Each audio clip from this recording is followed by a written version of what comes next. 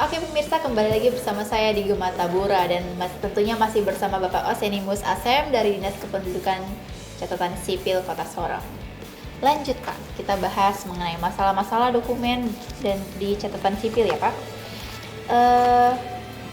KTP elektrik sekarang kita bisa menggunakannya di mana saja ya, jadi lebih mudah ya. Dan KTP nasional otomatis sudah tidak berlaku lagi. Iya. Ya. Nah, saya dengar katanya dalam waktu dekat akan ada yang lebih bagus lagi nih pemirsa, yaitu yang namanya KTP digital. Ya. Betul ya Pak? Ya. Itu kira-kira akan di-launching kapan Pak? Ya, baik, terima kasih warga Kota Sorong yang saya hormati. Bahkan siapa yang sempat nonton wawancara saya hari ini ya, dari Papua Channel ya. Ya. Hari ini saya mau sampaikan hal baru untuk Bapak Ibu dan saudara sekalian. Selama ini dulu Bapak Ibu bawa KTP nasional. Kita masuk yang kedua, bawa KTP seumur hidup tapi fisik. Ya. Sekarang ini, ya sekarang saya duduk ini, bulan depan minggu pertama akan saya launching yang disebut dengan KTP digital. Kenapa ini menjadi penting? Karena kita ini sudah bersaing ya. Dunia elektronik. Betul. Yang sekarang ini kita harus berhadapan dengan dunia teknologi. Jadi kita akan tahun depan saya akan launching KTP digital. Saya contoh seperti ini. Ya, kita contoh seperti ini. Contoh saya ya. Balik saja Pak. Ini Ya. nggak usah dikasih tahu. Ya. Ya. Jadi saya contoh seperti ini untuk Bapak Ibu dan saudara sekalian, nanti saya launching bulan depan minggu pertama kepada Bapak Ibu saudara, supaya Bapak Ibu warga Kota Sorong harus memiliki pertama itu HP yang ada Android ya, HP ya. Android. Terus yang kedua, itu di sekitar Bapak Ibu punya rumah itu jaringannya harus bagus. Oke. Jaringan listrik, dengan tujuan supaya nanti datang ke Dinas Dukcapil, kita sudah input Bapak Ibu dan punya data masuk di situ, masuk di dalam KTP digital semacam ini, Bapak Ibu bisa pakai di rumah. Kalau di rumah itu tidak ada sinyal, apa artinya buat ini? Ya. Tetapi kalau keluar bisa, ya, karena sudah ada pulsa data dan lain sebagainya, bisa Bapak Ibu pakai. Dan semua dokumen itu semua rinci sudah ada di dalam situ, termasuk ke Bapak, keluarga itu Data semua. keluarga ya. Satu keluarga itu datanya sudah ada di dalam itu, sehingga di dalam urusan apa saja, baik itu bank kah, mau beli tiket pesawat kah, atau mau apa saja, data sudah lengkap, tinggal klik saja semua muncul seperti yang tadi saya sudah kasih tunjuk sama Bapak Ibu dan saudara sekalian. Jadi kita tinggal kasih tunjuk, masukin paspornya Masukin saja ya. paspornya saja, saya contoh saya punya ya. Oke. Saya sekarang contoh ya. Ya saya punya 15, setelah itu 01, 69. Akan muncul di Kementerian Dalam Negeri. Seperti ini ya. Nanti akan lihat di situ. Ya. Ya. Minta maaf karena ada error. Sebentar ya. Siap. Nah, sekarang semua sudah lengkap ini saya, ya, ini anak saya laki-laki, setelah ini yang perempuan. Sekarang saya klik yang saya punya. Sudah lengkap. Ya. Ini datanya. Nah, jadi Bapak Ibu sudah lengkap ini. Di dalam KK itu semua lengkap sudah masuk. Semua dokumen. Bapak mau urus apa saja semua sudah ada. Tinggal kasih tunjuk bawa HP saja. KTP fisik dia taruh di rumah atau di dompet saja. Berarti kita tidak perlu khawatir lagi kalau KTP kita hilang ya. Ya. Langsung Semua saja karena sudah sudah ada di handphone. Di handphone. Dan kalaupun handphone hilang, kita cukup hafal passwordnya Ya, saja nanti ya. bawa sama kembali username. lagi, tinggal kita Install ulang. install ulang, langsung selesai aja. Berarti ada aplikasi khusus. Semua sudah lengkap. Waduh, luar biasa berarti. Katakan anak saya mungkin laki-laki dia kawin ya, Ya. kan dia pasti keluar. Ya. Nah, bawa saja ke Capil dong, kasih keluar dia, selesai install kembali. Saya tinggal saya dengan yang perempuan saja.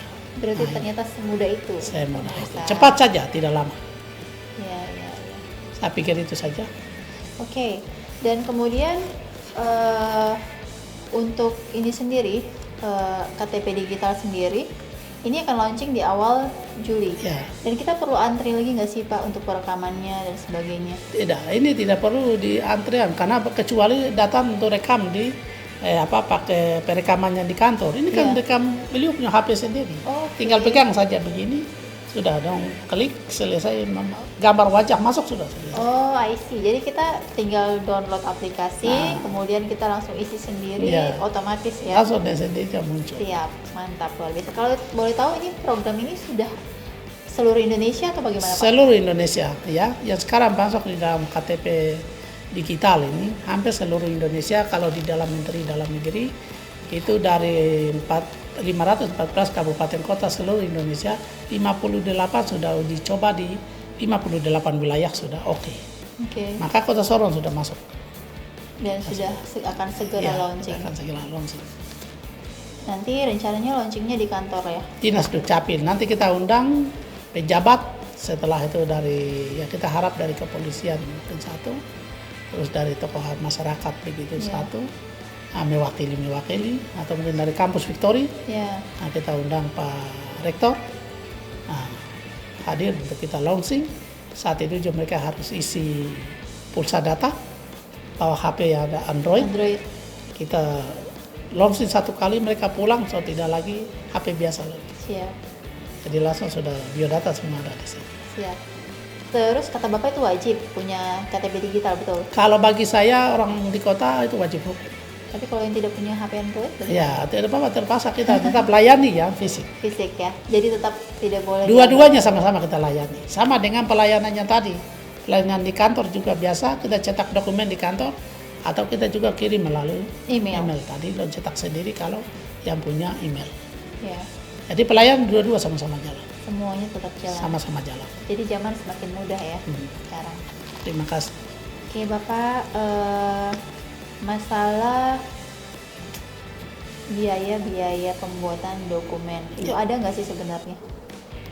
Kalau untuk kita bicara biaya keluarga KTP kan ada yang 100% tidak ada. Jadi tidak ada. Dari 24 dokumen ini ya itu tidak dipungut sepeser pun, Rp1 pun tidak ada, karena itu aturan sudah melarang, jelas itu. Kalau ada berarti pungli. Nah itu kalau ada, siapa yang pegang itu, kalau dia bayar kasih uang sama pegawai capil itu berarti pungli. Sekarang pungli ini kita tuduh sama siapa? Pegawai capil atau yang bersangkutan? Kalau yang pegawai saya capil, kalau dia minta itu berarti sanksi akan saya berikan kepada pegawai saya. Saya pernah masuk pertama tahun 2020, saya sudah kasih non-job satu orang eselon 4, dia langsung turun ke staff. Setelah itu kita pindahkan dia. Ya, karena pungutan. Nah, tetapi kalau itu warga karena dia tidak suka datang di kantor sana jauh atau antre dan sebagainya, nah dia sering itu cari jalan pintas. Kalau ada pegawai capil lain yang dekat di situ, dia bilang, tolong orang dalam, kau tolong bantu saya, nanti saya akan kasih kau uang 200 ke 300. Nah, ini kan hal yang memang sulit kita tahu di mana. Jadi sebenarnya warga sendiri yang menciptakan pungli tersebut. Ya, pungli ini karena tidak mau berdiri, tidak mau segala macam. Tetapi ini juga saya mau sampaikan juga kepada pemerintah daerah Kota Sorong, dan kami sangat harapkan warga Kota Sorong ini kan kita punya warga yang kita cintai. Kenapa mereka harus datang berdiri berkeliaran di situ? Kita kan harus siapkan ya kanopi yang baik. Setelah itu kursi kita harus atur di bawah. Setelah itu kita siapkan juga layar TV yang ada. Setelah itu kursi itu kita akan berikan nomor antrean sesuai dengan pelayanan kita hari ini, misalnya 200 orang. Kursi itu pun juga kita tulis di situ harus 200 nomor antrean. Nah, dengan tujuan mereka duduk sambil nonton, baru kita panggil satu persatu. Tapi kasihan kalau Dinas Dukcapil Kota Sorong. Saya lihat sampai dengan hari ini panas pun juga mereka kena, hujan pun juga mereka kena. Tetap tunggu. Ya, kasihan. Kita kan sayang lah. Tapi warga ini kan sering kalau saat kita butuh jadi pileg, pilkada, pilpres, kan kita selalu mereka yang berikan suara sehingga kita jadi wali kota, kita jadi gubernur, kita jadi bupati dan seterusnya. Nah hal ini yang tidak boleh terjadi, sehingga kami bisa usulkan atau sarankan. Kita harap karena kita punya pejabat-pejabat yang nanti akan datang, kepala daerah yang akan datang, otak dia itu penuh dengan inovasi dan perubahan. Dan mencintai warga. Dan dia mencintai warga. Iya. Dan dia mau membuat sesuatu untuk warga Kota Sorong. Ya. Bukan kita hanya datang sebagai kepala daerah, tidak. Tetapi kita datang sebagai lakukan suatu perubahan yang luar biasa bagi warga supaya warga ini harus sejahtera dan baik. Karena dia sejahtera dari mana kalau dia tidak ada KTP?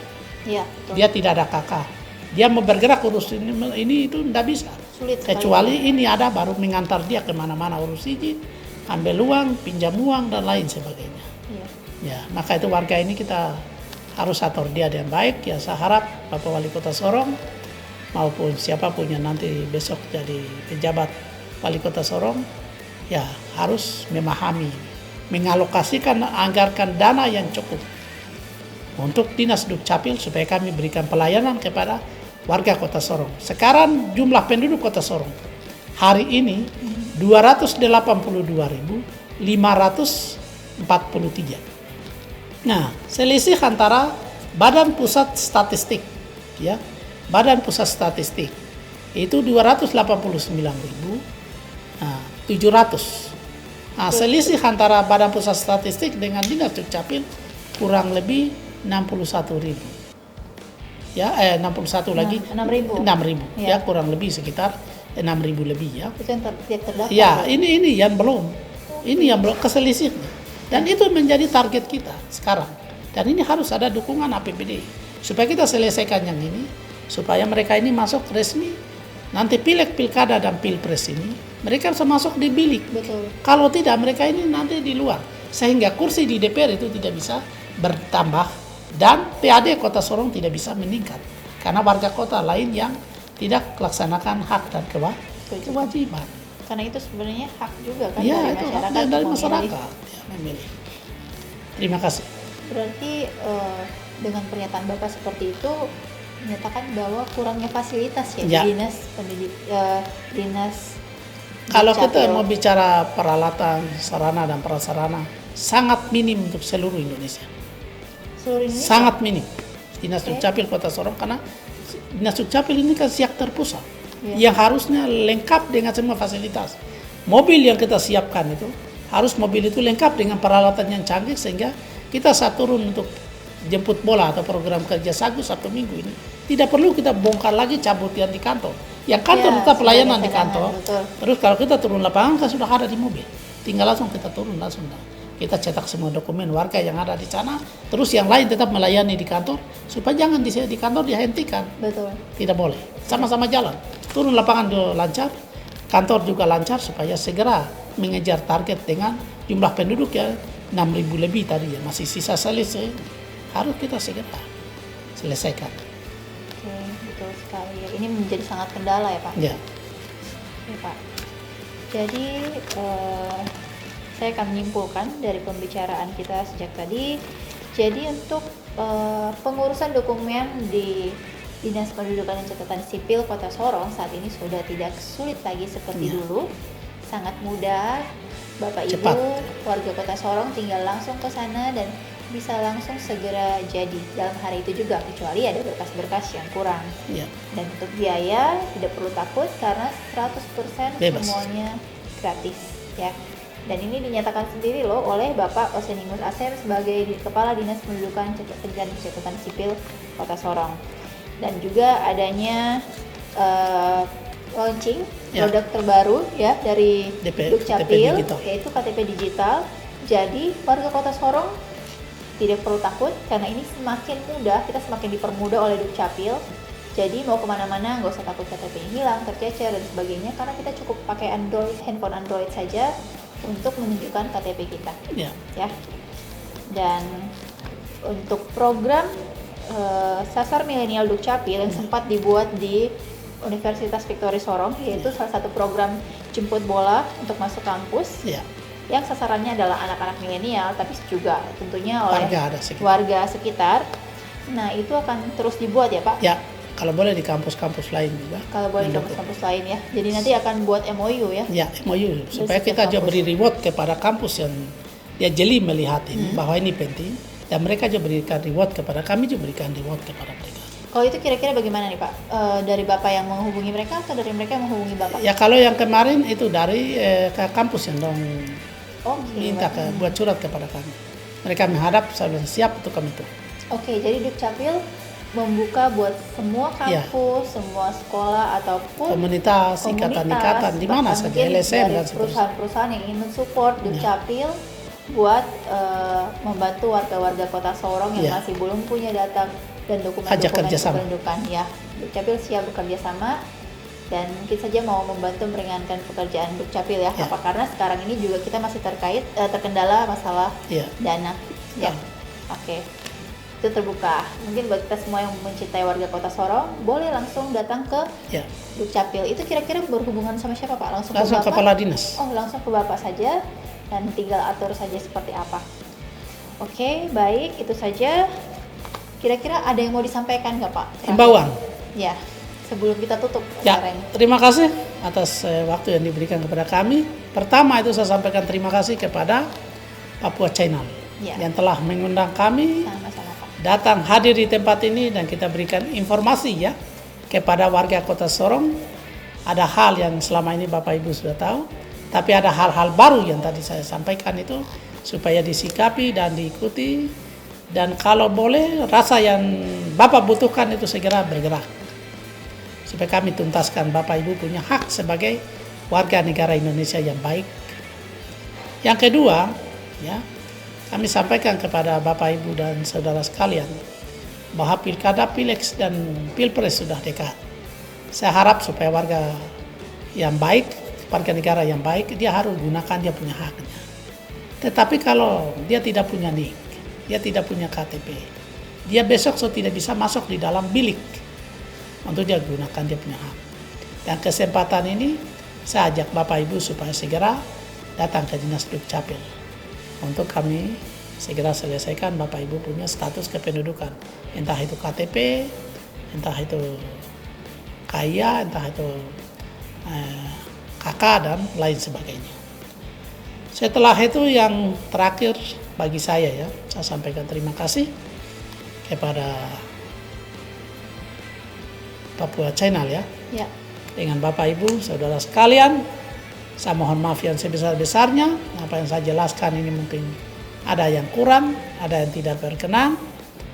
Itulah manusia. Terima kasih, Tuhan memberkati. Selamat sore. Oke, selamat sore Bapak Osenimus. Terima kasih atas waktunya di Papua Channel. Dan baik pemirsa, saya Valentin Mamelas undur diri di Gematabura episode kali ini dan kita akan jumpa lagi di episode berikutnya dan tentunya dengan topik-topik yang lebih menarik.